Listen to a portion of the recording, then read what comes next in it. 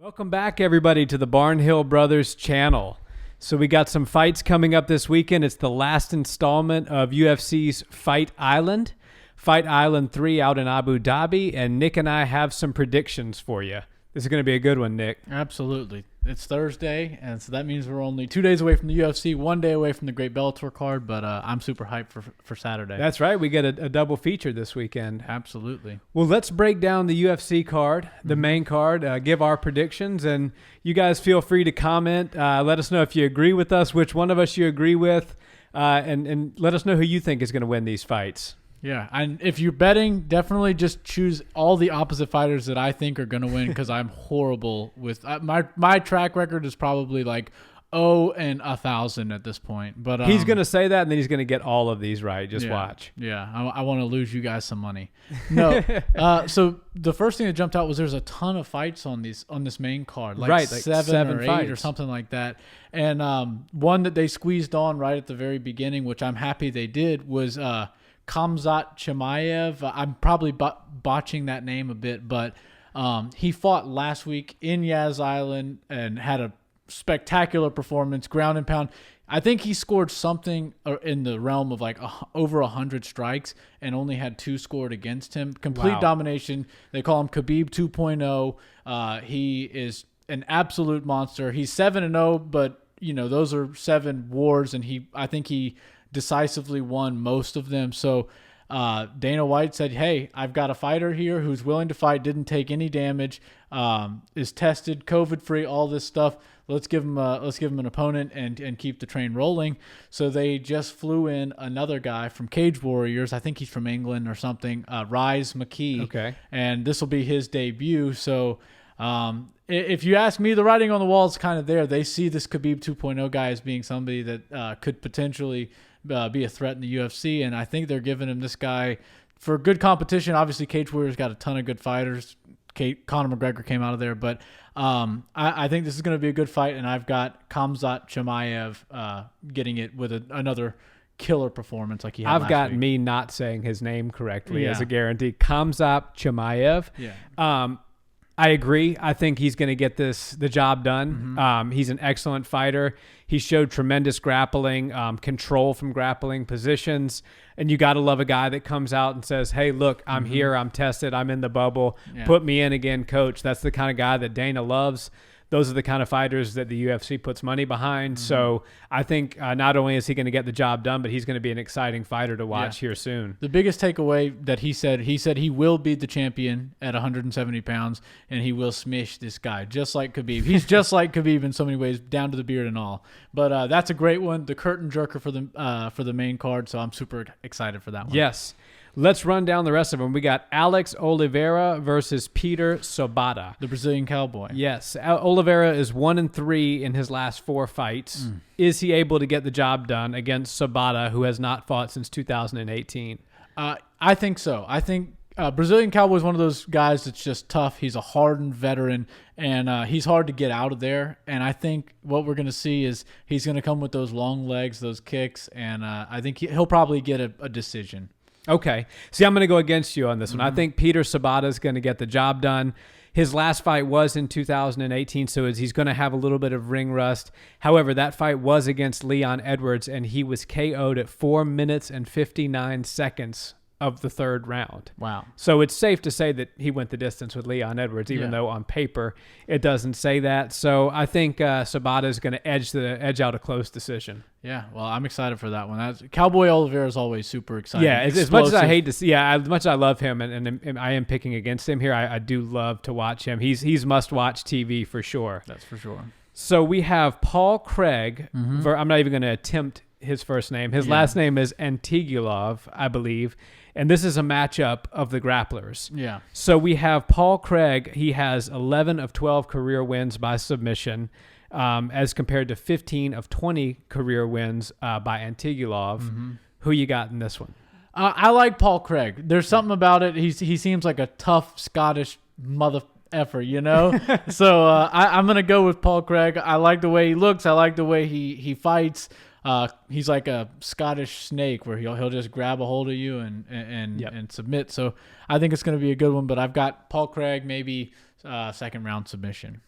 I got Craig as well. Rear naked choke. Yes. Something normal. I don't see yeah. banana split or anything crazy like we saw last week. Not a twister. Yeah. No. I've got Craig as well. I think he's going to get the job done. He's none of his fights, win or loss, have ever gone to a judge's decision. Every single one of his fights have been either him stopping somebody else or somebody else stopping him. I love that. So the judges can snooze and take a nap during this one because Craig is going to get the job done, and he's going to get it done, I think, by armbar. Okay. I'll go Craig, but I'll go armbar. I like that. So next up, we got the Cookie Monster versus Mariana Rodriguez, Carla Esparza, the first ever women's 115 champion. Can she get back into title contention against Rodriguez? In my opinion, I don't know much about this girl that Carla Esparza is fighting. I know she's 12-0 with a whole heap of decision victories. So what I'm going to go with is she's just a younger fighter. She's a hungry, new UFC fighter. She's going to get a decision victory over one of the legends in the female strawweight division. It would certainly be a great feather in her cap if they're trying to, in fact, build her up. Yeah. I don't think Esparza is going to get back to the belt ever, but I do think she's going to get past Rodriguez. Nice. I think she's kind of becoming a gatekeeper, and I don't mean that in a derogatory way. If you can get past her, if you can get past her, you're looking at not the next fight, but maybe one or two thereafter being a title fight. And I just don't think Rodriguez is quite ready for that jump. I think Esparza gets it done in a very close decision. One thing I know, she's a tough cookie. Yes, she is. All right, so this one we got a fresh coat of paint for Gus. So we got Fabricio Werdum versus Alexander Gustafsson. This is Gustafsson's first fight back since his quote-unquote retirement. Yeah. And he's looking to reinvent himself at heavyweight. I'm so excited for this. This is tied for my first most exciting fight on this card. Me and a lot of other people have always wondered what Alexander Gustafsson would look like at heavyweight, how he would move. I think he has some of the best boxing, and he doesn't get all the credit that he deserves. Best boxing in all of MMA. Just go back to the Glover Teixeira knockout 3, crisp knockout, uppercuts in a row, followed up by a power 2 that put him out, and that was just flawless. It was like a video game.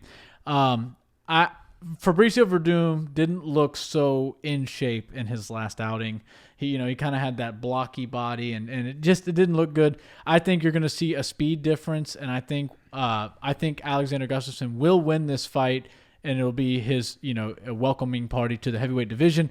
What I will say is I don't understand with John Jones vacating the belt. There's a lot of ups and downs about that. If I was Gustafsson, which his main goal this whole time since he's been in the UFC has been to get that title, and now the one guy that he can't really get past doesn't have the title, or it's vacant, or it's up in the air right now, I would have been sucking some weight and trying to find a fight at 205 for the interim title and taking that UFC gold home. But that's not the route he went. Maybe that option will still be open after this fight, but either way, I'm super excited for this one. Yeah, I like Gus at heavyweight. And the thing to remember about Gustafsson is because he's been around so long and he's been in title contention for so long, people just automatically assume that he's older. He's only 33 years old.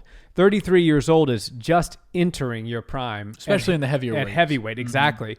And so I have Gustafsson winning this fight by stoppage, by knockout. Yeah. Fabricio Werdum is great. Love him. He's one of the GOATs of the heavyweight division. He's in his 40s now. I believe he's 42.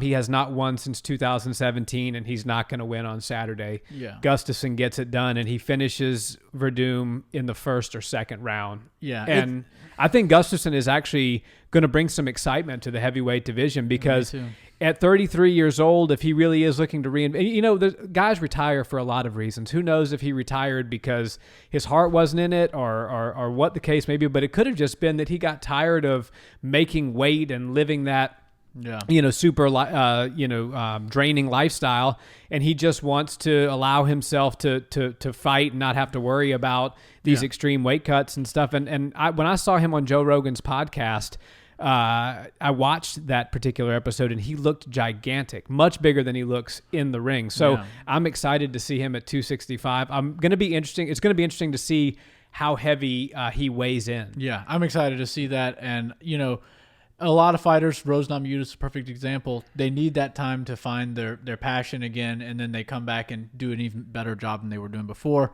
I think that's what he had to do. He just needed to step back, or get rid of the fight before the fight, which is the weight cut, which is brutal for a guy like him. I think he's 6'6". He's every bit of a basketball player's height.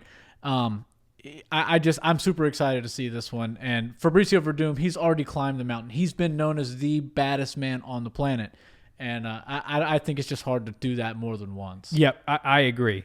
So let's hit the co-main and the main. So for the co-main, we've got Mauricio Shogun Rua versus Lil Nog Nogueira.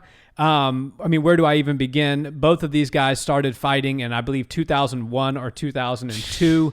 Their first fight against each other was in 2005. So you're talking about 15 years since their first fight.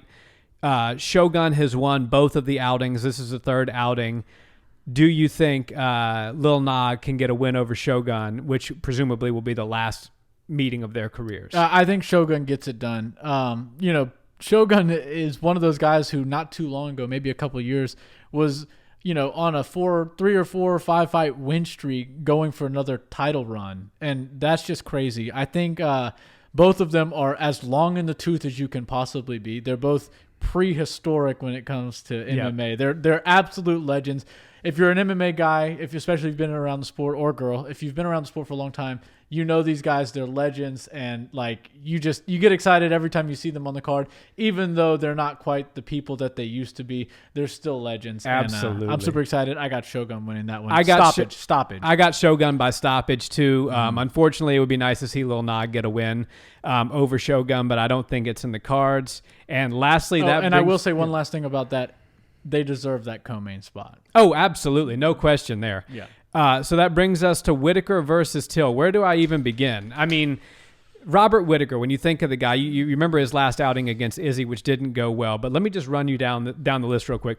Wins over Uriah Hall. Wins over Derek Brunson. Win over Jacare Souza. Win over Yoel Romero 2 times. Mm-hmm. This is Till's second fight at 180, back at 185. Mm-hmm. Can he get past Whittaker? I think if anybody has it in him to beat somebody like Robert Whittaker, who's, in my opinion, the most explosive fighter that 185 has seen possibly ever. He's just so his sprints or his blitzes are, I think, some of the best in the sport. He's just tough as nails, and my money is on Robert Whittaker going back and getting another title run eventually, but Darren Till's, he's just undeniable. He's a big, big body, even for 185, which makes me wonder how he ever made 170. I think it's going to be a fun striking match. I don't know if we're going to see a ton of wrestling. I think Darren Till's going to, he might start to gas a little bit, and we're going to see who's tougher.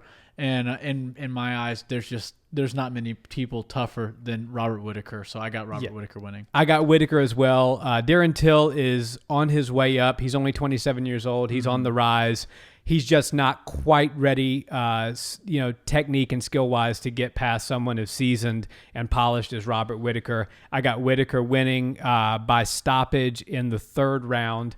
Possibly even a head kick followed up by a flurry of strikes. Yeah, TKO stoppage. Yeah, but it's not going to take any stock away from Till because it's going to be a fun fight. Yeah, and I'm looking really forward to it. And that's the type of experience somebody like Till needs. I'm not writing him off by any means, but you get in there, you go 3, 4, 5 rounds with somebody like Robert Whittaker as a young fighter under 30.